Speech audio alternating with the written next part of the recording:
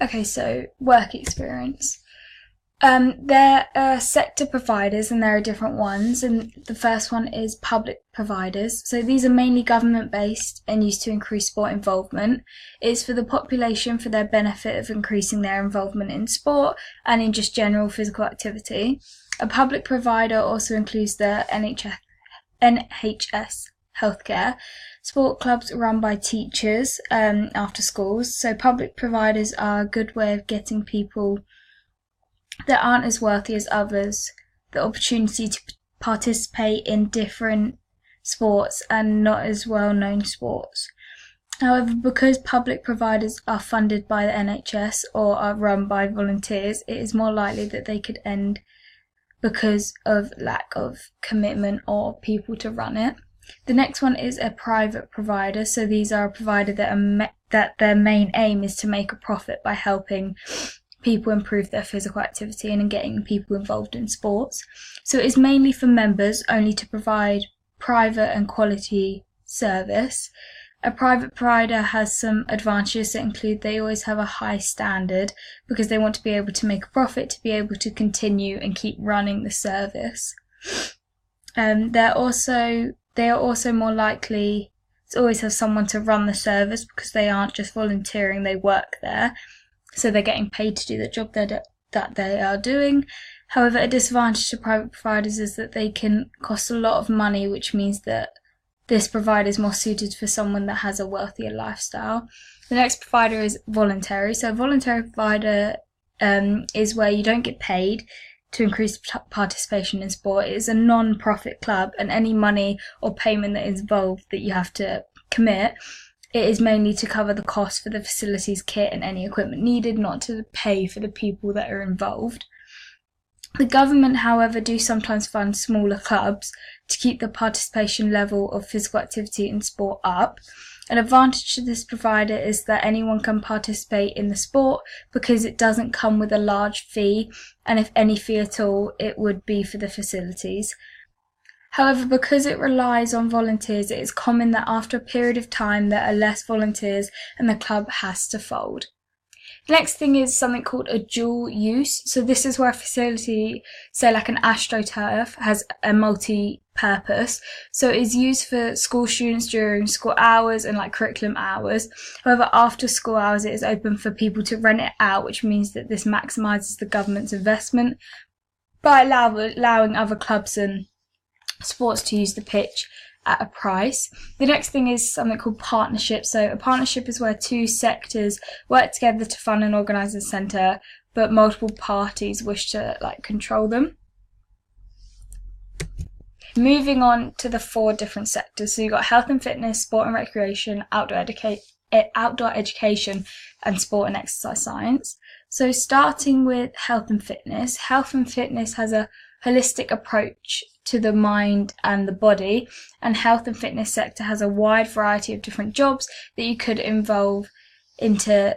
These include things such as a personal trainer. This sector could also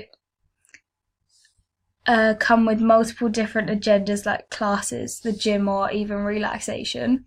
So next is sport and recreation. Sport and recreation sector involves different roles, so they need to be involved in a certain area, not just a coach or an instructor. The job that are in the sport and recreation sector also can be from either of the providers, so voluntary, public or private. So these jobs would include stuff like being a PE teacher, because it is all about mass participation and making sure everyone is getting involved and keeping up their fitness levels. Next one is outdoor education. So outdoor education is a fast growing sector, and it is centres that are run by a team and have specific skills, knowledge and qualifications to be able to teach you about the different activities that they provide. Outdoor education is normally used by other companies that want their workers to go on team building exercises to see how they develop together as a team. So outdoor education is mainly about activities such as rock climbing, kayaking, and these are normally run by big companies such as PCL that do different work with companies as well as doing work with schools to work on students coming together and working with each other. So next is sport and exercise science. So sport and exercise is a specialist area, and it mainly involves things that involve analysis of the body or even analysis on performance. So when the athletes are participating, they will analyse their actions and give them feedback and ways to improve. Sport and exercise science also involves being able to improve and to change someone's nutrition habits. So for sport and exercise science, you would be like a nutritionist. So starting with the different jobs, starting with sport and recreation, I've chosen PE teaching. So this job is at Arc John Kent Academy in Enfield, which is in the outer part of London. So with students, you'll be teaching students from nursery to sixth form. The salary for this job is £27,329 to £38,587, or can get to £40,507 to £43,561 per year. So depending on the experience that you have will depend on the salary that you will be earning. The job requires you to have a degree in physical education and good A levels or the equivalents to them, as well as a record of high quality of teaching. They want to have a growth mindset as well as the potential to be an exceptional leader. All the teachers have coaching and a weekly whole staff training session. There are certain expectations that the teachers are required to follow, and these are that you have to teach at an outstanding level for all years and for their abilities, to make sure that the environment inside and outside of the classroom is calm and orderly as well as professional, as well as giving your time and talking to students and taking them on competitions and trips. The qualifications need to become a PE teacher. So you can get initial teacher education or training, ITET, and gain qualified teacher status, so QTS.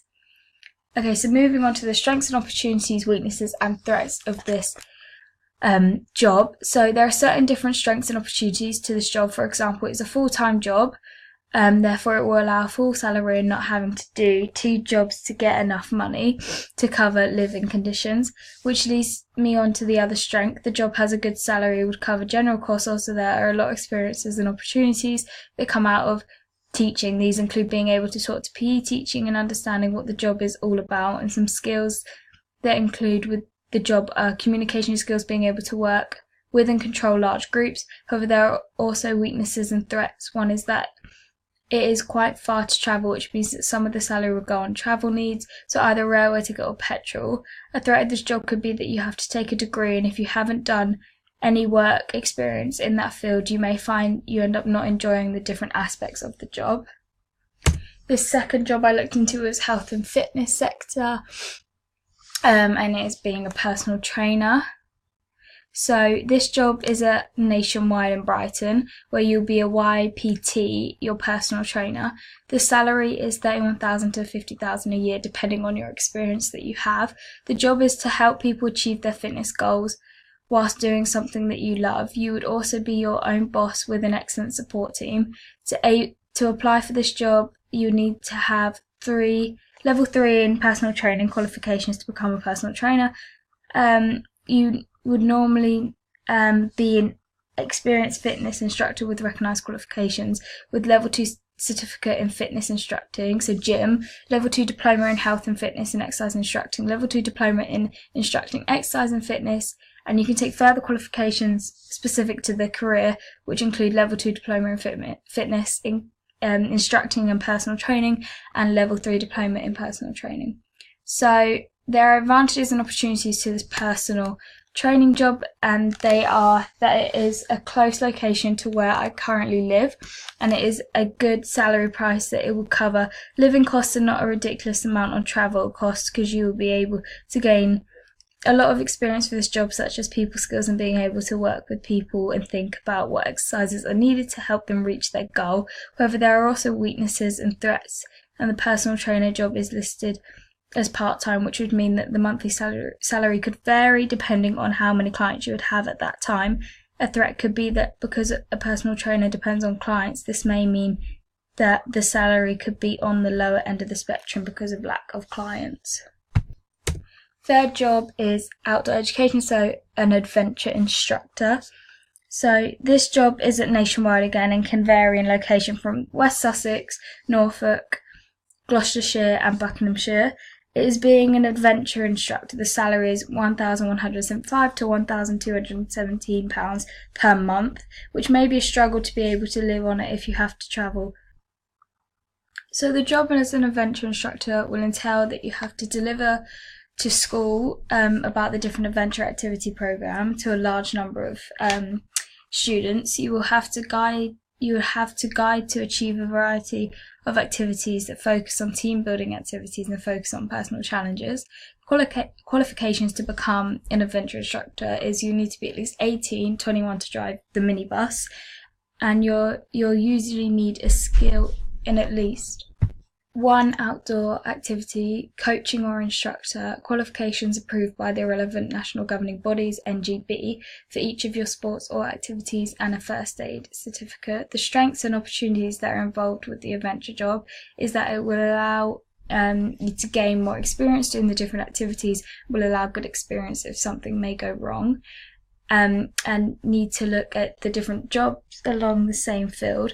Also, the job is full-time, which means that I would need to work numerous jobs. However, the salary per month isn't too good, which would mean that it might be hard for general expensive. Also, the job could be in different locations, so that would mean that travelling could be a weakness to the job, and a lot of salary could go on the petrol to try and get there. The final job is sport and exercise, so being a nutritionist, and the nutritionist job is in Chigwell, West London, with company called Handia Global Solutions, HGC. The salary is £23,000 to £25,000 a year. The job is full-time and entails to provide excellent customer service to all the customers, as well as to deal with queries from healthcare professionals, family units, etc., and be able to do web chats, calls, emails and letters.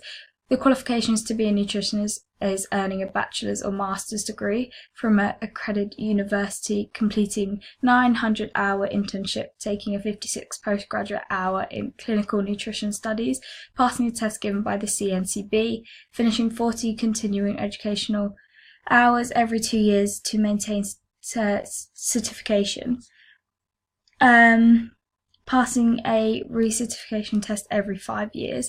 So this would mean that some strengths and weaknesses and stuff, that travel would be a weakness to the job due to the fact that I would need to travel all the way to London and back, so the location isn't ideal, and some of my salary would go on petrol each month.